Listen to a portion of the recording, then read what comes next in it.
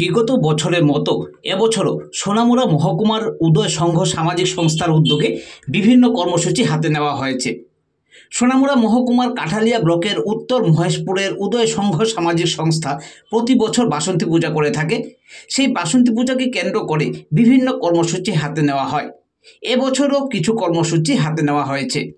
রয়েছে রোগীদের মধ্যে ফল ও মিষ্টি বিতরণ, নানান সাংস্কৃতিক অনুষ্ঠান, আরতি প্রতিযোগিতা ইত্যাদি।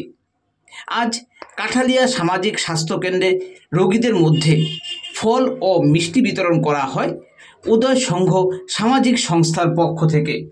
অন্য বছরে এই বছরও উদয় সংঘ সামাজিক সংস্থা বাসন্তী পূজায় আরাধনায় উপস্থিত হয়েছি। উক্ত অনুষ্ঠানে আমরা ষষ্ঠী থেকে দশমী পর্যন্ত বিভিন্ন কর্মসূচি হাতে নিয়েছি।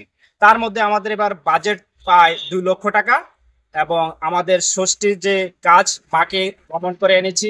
আজকে সপ্তমী থেকে আমরা কাঠালিয়া হসপিটালে ফল মিষ্টি বিতরণ করেছি রোগীদের মধ্যে এবং কালকে মহাষ্টমী তিথিতে আমাদের মায়ের সামনে অন্নভোগ থাকবে এবং 1 থেকে 1,500 লোকের জন্য অন্ন প্রসাদের আয়োজন করা হয়েছে এবং নবমী তিথিতে থাকবে এক সাংস্কৃতিক সন্ধ্যা এবং দশমীতে মায়ের কথা। সে উপলক্ষে আমরা উদয় সংঘ এবার পূজায় আমরা ভালোভাবে নিয়ম শৃঙ্খলা ভাবে আমরা পূজাটি সমাপ্ত করব। ধন্যবাদ।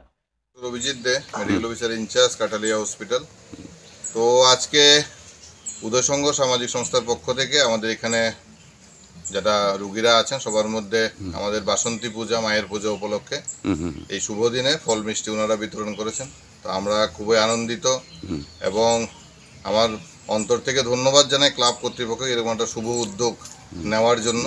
আমরা আশা করব ওদের ক্লাবের শ্রীবৃদ্ধি হোক উত্তরোত্তর এবং মায়ের আশীর্বাদ যাতে সবসময় আমাদের সবার উপরে বর্ষিত হয় এবং ক্লাবের সমস্ত কর্মকর্তারা যাতে সুখে থাকে, শান্তিতে থাকে।